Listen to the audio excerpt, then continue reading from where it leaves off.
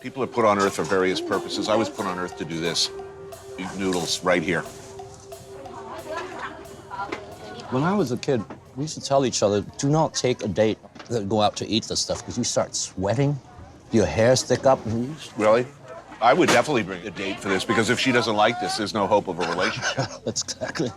You know, like if she said, oh, I don't know, there's like blood, there's icky stuff in there, that would be a relationship ender to me. I mean, I'm not kidding.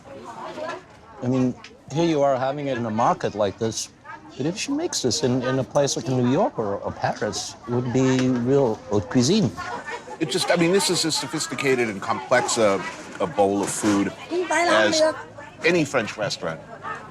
It really is just the top of the mountain. How long has she been here? She started out when she was 12. You live in a great country, man. Any country that could produce this is a superpower as far as I'm concerned. Man, I'm getting down to like the pepper residue at the bottom. How long does that broth have to simmer to get good? Em ơi, cái nồi này mình nấu bao nhiêu lâu thì mới ngon? Nấu bằng tiếng thôi. It's an hour. Wow, really? I would have guessed like 14 hours. Happy, nice burning feeling around my lips, flop sweat, check. Happy. So we can pretty much cancel the rest of the show. I've achieved my happy zone. It's really all downhill from here.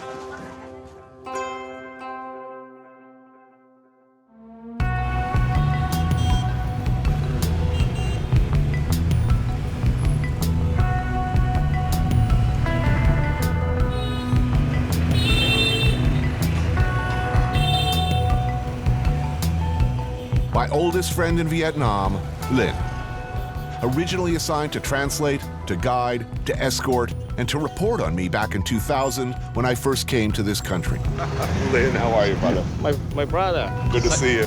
His responsibilities to his employers have never been an impediment to our friendship.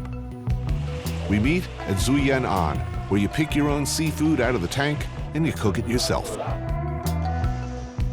You really do look exactly the same. You look good. Yeah? Oh, yeah. You also the same. No trace of time on your face. Dude, my hair is white. I have the pictures. I look completely different in 2000.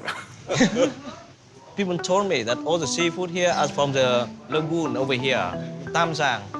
Tam Giang Lagoon is one of the biggest one in Southeast Asia. Tomato fresh, cheese, mayonnaise with egg. Sounds awesome to me.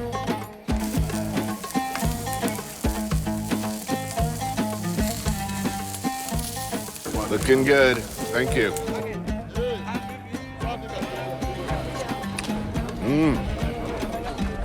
Weird and wonderful and damn. These stands are extremely popular with locals and visitors alike, so of course the government raised the rents. One guy, Juma, decided to pick up and move his place a bit out of town. His customers came with him. It's Juma. Hey, Juma, how are you? Juma. So, what are we having? Yeah, you choose beef on the stick, chicken on the stick, half chicken, and all the spices and sauces that they have here. Right. I've ordered beef for now. Beef, good. Now let's get half a chicken. Have a chicken? Yeah, sure. Juma's is famous for his chicken. Hey! The bird is slathered with a mixture of garlic, lime, coriander, ginger, salt and pepper. Then it's grilled and served either as satay or whole pieces topped with tamarind chili sauce. Preparation for all this, they start in the morning, preparing, cutting, and then they come here at 6:30, and they finish about 10. How many guys are working here? There's about 6, 7 of them, 6 or 7 of them. all around the table. Wow, this is a like big operation. Okay, he's finishing the skewers. I guess he's half cooking or saucing. He's reheating, finishing the skewers. That guy just does set up plates for him to top with meat. And then I guess they got the bread and sauce and finishing and to go also. What are they squirting on the fries? There's hot sauce, there's ketchup, and there's tamarind. They say you never go hungry here. There's always food in the street. If you come here to buy 10 skewers, you'd end up actually buying 20 or 30 because somebody's always asking for food. Right. And you always buy. It's just the culture. No one says no to each other for food. Yeah, There we go. and you use the stick as your fork. Hot, hot, hot. Oh. Where do you think the recipe came from? This is a real mixed up history here. It's mostly Arabic, Indian components have been in it. The spices, most of the trees, like mangoes came from India, pineapples came from Brazil. Tamarind, Southeast Asia, like not even India. You get in India. Damn, that's good. Professor Zhao Lin is an economist and the current dean of the College of Economics and Management at Shanghai Jiaodong University. Like so many people you meet here, he's Chinese but was educated in American universities and has taught at Yale, Duke, and Arizona State. So you'll forgive me, economics are not my area of expertise. I wallow in ignorance, but China looks different every time I come. It's changing so quickly. How did that happen? China enjoy, this long period of peace, no serious enemy, no major wars. Right. So the manufacturing industry really took off. Internally, it's a reform and open door policy. Every country willing to trade with China. There's certainly no doubt that at this point, our destinies are inextricably bound up. We are our economies are hopelessly intermingled. If one fails, the effect would be disastrous. Global impact. We are, to say the least. It's certainly. 好好好。这是九千件饺也比较有名的。 This is what I was waiting for. 虾仁小笼。 xiaolongbao, literally small steaming basket buns. But I translate them in my head to pillows of happiness that will scald your tongue and throat if you don't know what you're doing. Look, there are a lot of reasons to come to China, and to Shanghai in particular. But these babies, done right, these things alone are worth the trip. Ground pork and shrimp, folded exactly and always 20 times inside freshly made, individually rolled out dough. As they're steamed, the delicious, delicious fat renders into a soup of the gods, which then, if you're not careful, causes unforgettable maxillofacial damage as it changes your life forever. Oh, so good. In the China of the future, places like this, Fushan Jiaolong, will be even more packed by Chinese, by expats, by visitors looking for the deeply satisfying rush of screamingly hot goodness, the chewy, deeply savory, fragrant, perfectly shaped and folded, ballistically designed delivery vehicles for pure pleasure. And the allure of Shanghai-style pork chop, jiaozhu pei, served with la jiangyo, the local take on Worcestershire sauce. It's irresistible. Hengsha chongyu, a small fish poached first in rice wine, salt and light soy, then fried in ginger, garlic, oil, more soy and sugar until the liquids reduce into a gorgeous, sticky sauce. Zhongya, duck that's been marinated, blanched, then reheated, smothered in a sauce made from the reduced drippings left in the wok with dark soy, salt, and sugar. And this to round things out, yandu xin, a clay pot soup of bean curd-based stock with salted pork belly, tofu ribbons, and bamboo shoots. Oh, good flavor. This is a socialist country, supposedly. Yeah. It's a communist country, supposedly. It is, in fact, from all evidence that I've ever seen, the most dynamic capitalist country on earth. What do you think about that? I think a lot of my Western friends come here thinking China is a posh version of North Korea or the party controls everything. But they come here, they're surprised. It's actually not that much. They do seem to be promoting the free market even more with the free trade zone just established in Shanghai. So it's amazing. From what I see everywhere I go, the world is becoming more Chinese. Chinese influence, Chinese food.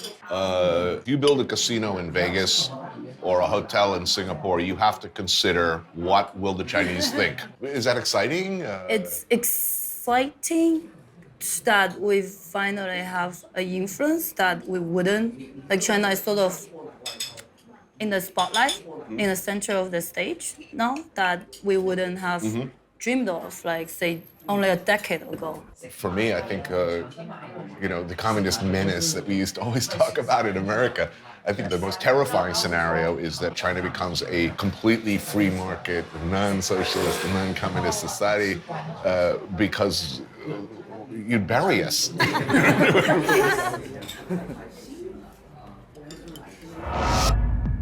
I love few things more than quoting that impeccable communist Deng Xiaoping. To be rich is glorious. All isms are wasms. Dig deep, and it's always about the money. Meet Tim Say, resident of communist China, a man of impeccable taste, one of more than 150,000 Shanghainese millionaires, accustomed to the good life. We take the seawater out, replace with champagne. Shanghai chef Jackie Shu prepares a meal of a style that will become, without a doubt, more and more typical and in demand here among those who can afford it. And more people every day can afford it. What is it? So we have tomato and potato, and that's it. What else do we have? Roasted tomahawk.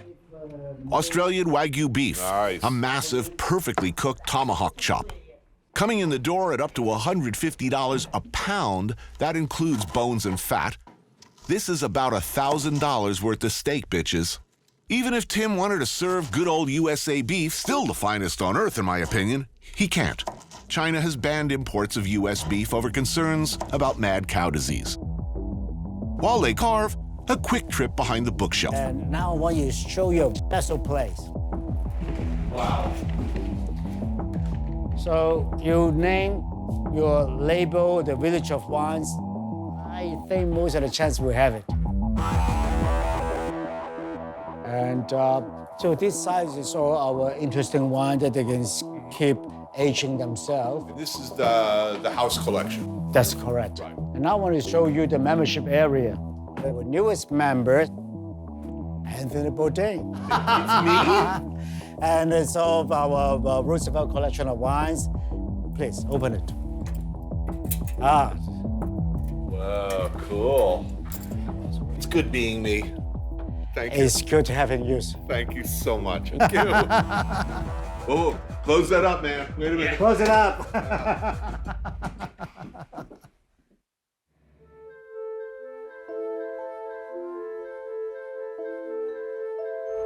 Here's the thing. Even with the modern China rising out of the ground all around you, even with all the things, the same things you see for sale everywhere where people have money these days, even with all that, there's still this China. Shoning Road, just south of People's Square. It's still happening. The good, old stuff. The China you first fell in love with. Walk down the street and look in any direction, and there's something to eat. I may not know what it is immediately, but chances are, it's good. We talk about foodies, and what the hell does that mean? By current definition, best I can understand it, that makes just about every Chinese person I ever laid eyes on a foodie. Which is to say, a perfectly reasonable person who enjoys and pays attention to where the good stuff is.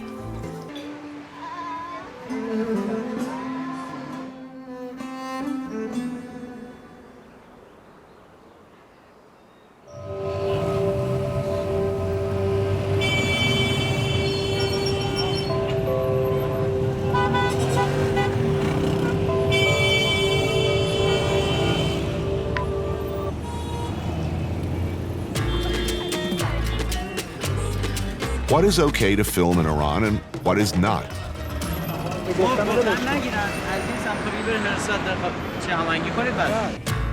What's okay for the friendly, to us at least, Ministry of Guidance, might not be okay at all for the Basij, essentially roving young religious militias. Despite all permits and paperwork being in order, we're detained for several hours. This sort of harassment is a daily part of life for Iranians. Please turn it off right now.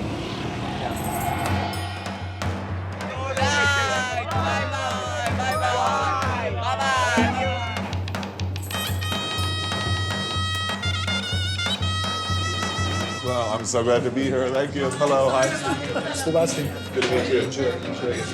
So, people have been ridiculously nice to us. Aren't you guys supposed to be the axis of evil? You're absolutely right. We are demonized by the media outside. You show black and white. People are demonstrating and killing and bombing and this and that, and in Syria and this and that. But you never talk about the real people who are actually living peacefully inside the country, you know? Because we eventually, in the future of the world, we and Americans have a very special place in this Middle East. You cannot play a game without considering Iran as a friend. One of Farouk's many passions is ancient Persia, culinary history in particular, and he's writing a book on the subject. How do you pronounce the specialty here? Dizi? What they serve is called dizi, which actually is the name of the pot. That's right. It's like an earthenware. Earthenware. Yeah. Right. This is one of the early dishes of humankind. It goes back to Mesopotamia 6,000 years ago. Potato, chickpeas, water, lamb, cooked together. Add a little fat, mash it up with potatoes and chickpeas. That's good. What do Iranians want to eat today? It's a home cooking culture. I mean, Yes. We didn't have the culture of eating out. This is a culture of secret foods in the house. Things which are unheard of. It's not in the book. That's Secrets. really interesting. A lot of secrets.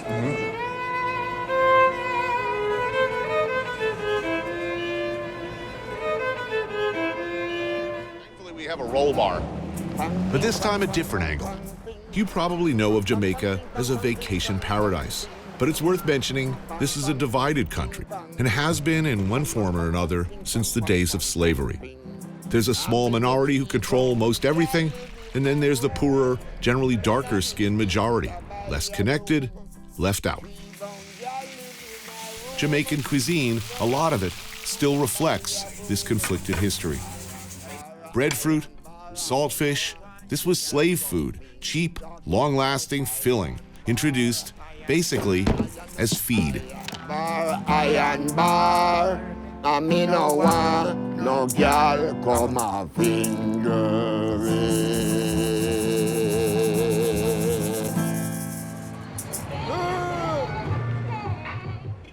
Day one, first order of business, get my, some jerk chicken.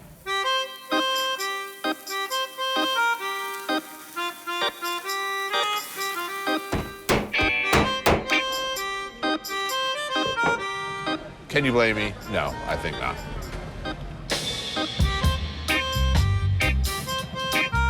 Oh, that's good. Yeah, I know this routine. Believe me.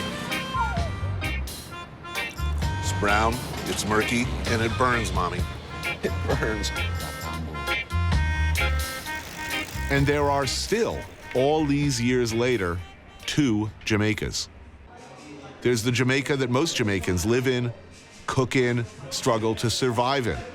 The real Jamaica.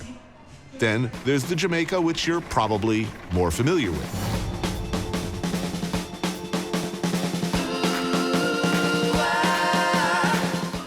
Trident is here to catalyze people to come to Bourdain and discover wow, wow, and wow again. Where does it cross over? Where all of the things you love about this area, where all of the villas are spanking new, and people are building 400-room hotels, is there a threshold where things start to not be the things that you loved about the place in the first place, and how do you guard against that? You know, Tony, Bourdain is a long way from getting there. It has not progressed out of the 50s. It's had very little tourism in recent years. Why isn't there lots of... Everybody loves reggae. Everybody loves Bob Marley. Everybody loves spicy, delicious Jamaican food. What's the problem? Because you don't get off a plane and go 100 yards to an all-inclusive. There's no real lift here. You have to get here. It's that simple? It's as simple as a lift, and it's as simple as we're shrouded by the Blue Mountains, and it's an effort to get here. So it filters out certain forms of travelers. So we have to make it a little bit easier to get people you get beat out by a lot of...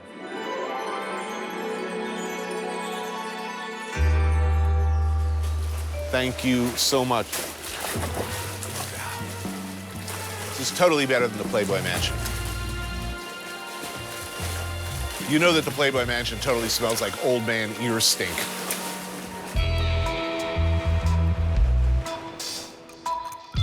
The current owner of GoldenEye is another unusual man, Chris Blackwell, legendary music producer turned hotelier. Over the years, Blackwell has expanded the property into a resort, its gates reaching right up to the fishing beach at neighboring Orcabessa. Blackwell has big plans for the area.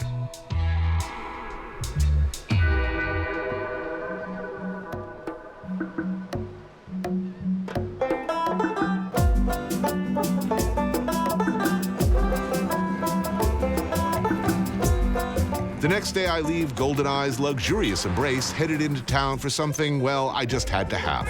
A long-time favorite. What do we have here? Oh, oxtail. Yeah, man, curry goat. Oh, sweet. I don't care whether it's the Bronx or Kingston or wherever I can get it. Oxtail, curry goat, callaloo, and of course, rice and pigeon peas. Got to have that. Man, I love the food in this country. Man, it's the best. It's such a mix. Asian, African. A lot of people totally miss out. I mean, curry goat. That's man. It's Asian that comes stuff. from the East Indies, what they used to call. That's true. Chef Chris's cook shop has become something of a local institution, a thriving business in a town that's seen better days. How long you been open here? I've been opening this little shop for 13 years. 13 years? Yeah, man. The town changed in that time or stayed the same? Well, right now, you know, our economy is not doing so good right now, so. Why not? It's one of the most beautiful areas in the world. Yeah, for real. We have a beautiful waterfront. Beautiful weather. Yeah, beautiful ladies. Fantastic food. Yeah, what more could I ask for?